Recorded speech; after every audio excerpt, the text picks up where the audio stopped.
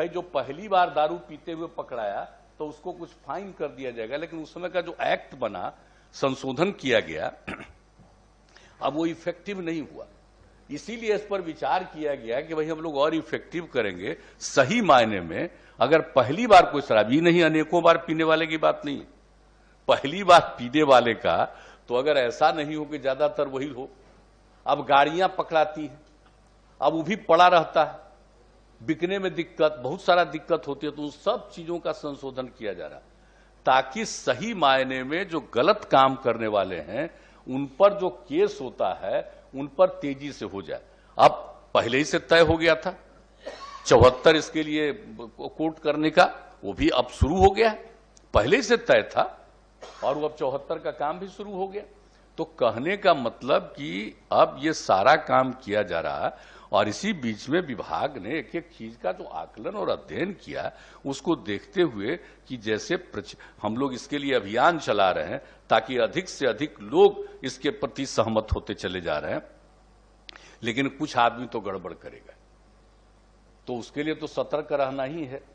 और जो आप जानते हैं ऊपर से दिखवाया जा रहा है, अब जगह जगह लोग जो गड़बड़ करता था तो उसको भी देख रहा है, कोशिश करके पता करने की कोशिश कर रहा हर प्रकार से कि भाई इधर उधर काम मत करो, गलत काम मत करो। तो ये सब कोशिश की जा रही है, लेकिन हम लोग कितना भी कोशिश कर देंगे सब लोग गड़बड़ी छोड़ देगा, कुछ न कुछ तो गड़बड़ी करेगा। इसलिए हम आग्रह करेंगे कि भाई अभियान एक ही चलाना चाहिए कि मत पियो शराब, बुरी चीज है शराब, शराब तुमको मारेगा। और अब तो अभी हम सब जगह जो कैंपेन चलाया है, तो जो भी चला पूरे दुनिया भर का जो अभियान चला करके देखा है कि कितने लोग दारू पीने से मरते हैं। दुनिया भर में एक साल में शराब पीने से कितने लोग मरते हैं, जितना दुनिया का डेथ होता है एक साल के अंदर, पूरे दुनिया में 5.3% दारू पीने के कारण डेथ होता है।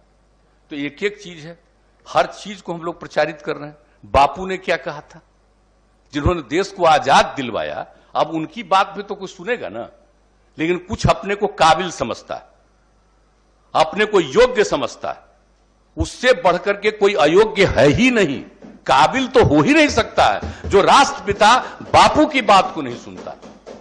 शराब पीना कितनी बुरी चीज है, शराब लोगों को किस तरह से बर्बाद करता है, खाली पैसे का नुकसान नहीं करता है, उसके जीवन को नुकसान कर देता है। बापू ने जो कुछ भी कहा है एक एक घर तक हम लोग पहुंचा रहे हैं कि नई पीढ़ी के लोग देखो कि राष्ट्रपिता ने क्या कहा, जिन्होंने देश को आजाद दिलवाया और आजादी के दौरान भी वो कहते रहे शराब कितनी बुरी चीज है।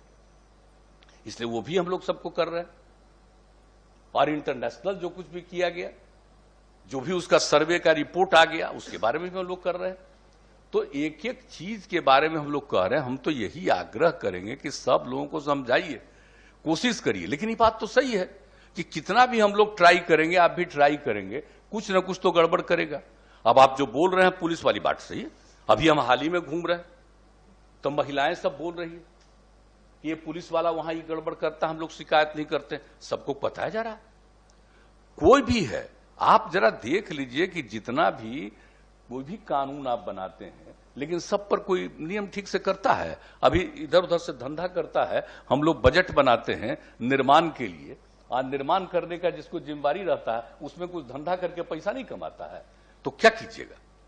तो जो लोग भी हैं वो आदमी में तो दोष रहता ही है, चाहे वो सरकारी कर्मचारी हो, पुलिस का हो, कोई हो या अन्य लोग हो, तो उसमें तो कुछ तो गड़बड़ी होती है। तो हम लोगों का यही कोशिश करना चाहिए, अभियान चलाते रहना चाहिए कि भाई गड़बड़ मत करो, ये बहुत बुरी चीज है।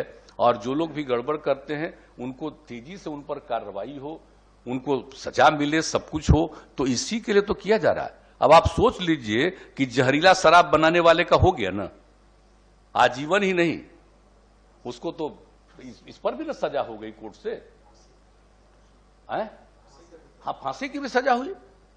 तो एक एक तरह सोच लीजिए। तो ही तो कह रहे थे, इसीलिए अभियान तो निरंतर चलाते रहना चाहिए। लेकिन कोई जहरीला शराब पी लिया अब मर गया तो उसके बारे में सोचिएगा कि उसको हम लोग राहत दें, ये कभी नहीं देना चाहिए, सोचना भी नहीं चाहिए। हम तो पहले से कह रहे हैं, एक बार और आया कि भाई पी रहा है और पीने के बाद अब पता चला कि जहरीला शराब पिया, तब पिया दारू है तब ना, तो अपनी ना गलती है कि तुम दारू पीने गए, अब पी लिए, कैसा गड़बड़ पी लिए, मर गए। तो कहता ही है कि दारू पियोगे तो मरोगे, जीवन को बर्बाद करोगे।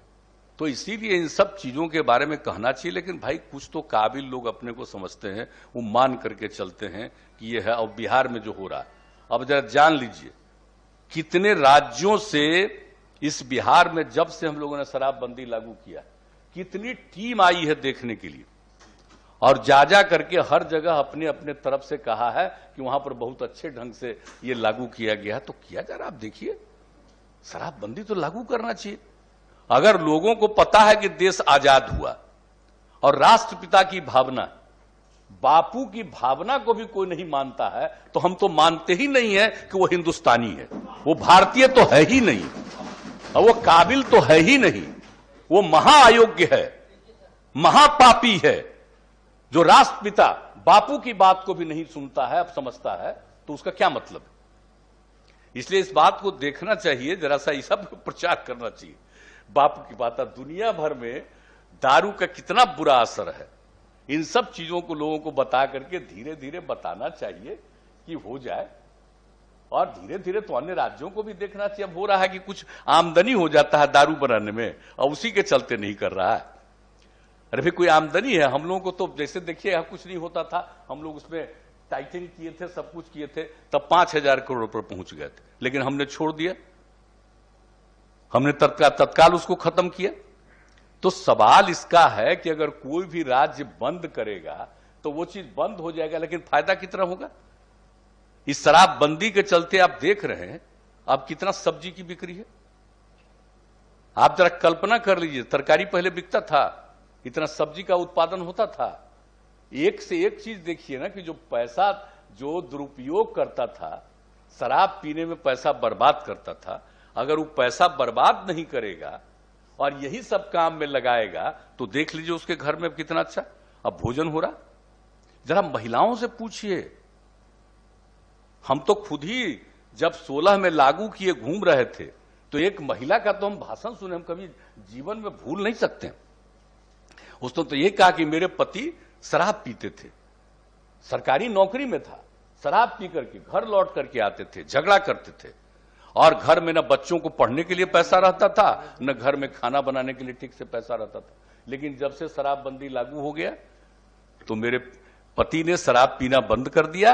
अब वो लौट करके आते हैं, बाजार से सब्जी खरीद करके लाते हैं, और अब सब काम में मदद करते हैं, अब देखने में भी अच्छे लगते हैं। अब आप सोच लीजिए, ये सब महिलाओं की भावना है। जो पीता था छोड़ेगा तो कितना बड़ा परिवर्तन आता है, परिवार कितना बेहतर हो जाता है। इसलिए हम सब लोगों को और कुछ नहीं, देखिए ये यूनानिमस है, अभी तो थे ही, आप उस समय नहीं थे, लेकिन यूनानिमस रिजोल्यूशन है। कब लागू किया बोलिए? कौन सा पार्टी उस थी, अलायंस था? तो जब लागू किया और जो विरोध में थे, आज हम लोग साथ हैं, सब लोगों ने एकजुट होकर के इसके पक्ष में समर्थन किया और कहा एकजुट से इसको लागू करिए। और कहा क्या विधानसभा में, सब संकल्प लीजिए, कोई प्रस्ताव नहीं था, संकल्प लिए, फिर विधान परिषद में संकल्प करवाए एक एक आदमी का। तो अब जरा सोच लीजिए कि ये सब चीज तो यूनानिमस है, सर्वसम्मति की चीज है। इसलिए हम लोगों को इन बातों का हम तो यही आग्रह करेंगे कि इसके बारे में प्रचारित करना चाहिए और सब जगह। और सचमुच कोई गड़बड़ करे ना, अगर सही मायने में पता रहे ना, तो एक प्राइवेटली भी एकदम कहा हुआ है कि कोई गड़बड़ करता है उसके बारे में सूचना दीजिए, नाम नहीं कभी आपका घोषित किया जाएगा, उस पर एक्शन लिया जाएगा। तो कर दिया गया। अगर पता चले कि फला जगह कोई गड़बड़ कर रहा है, अगर दे दीजिएगा तो पूरा जांच होगा। हम लोग तो पूरी कोशिश कर रहे हैं, सरकार की तरफ से भी पूरा, जितने लोग हमारे विभाग के सब लोग हैं, सब लोग लगे हुए हैं। लेकिन कुछ आदमी तो गड़बड़ कर सकता है, लेकिन पता चले तो उसके बारे में सूचना दीजिए ताकि उस पर एक्शन हो जाए। लेकिन मिल करके हमारा एक ही आग्रह है कि सब लोगों को भाई इस सब चीज को पारित करिए यूनानिमस। इस सब में कोई बहुमत और अल्पमत की बात नहीं है। सबकी सहमति से, पहले वाला भी सब सर्वसम्मति से पारित हुआ है, इसलिए इसको भी सर्वसम्मति से पारित किया जाए, हम यही अनुरोध करेंगे।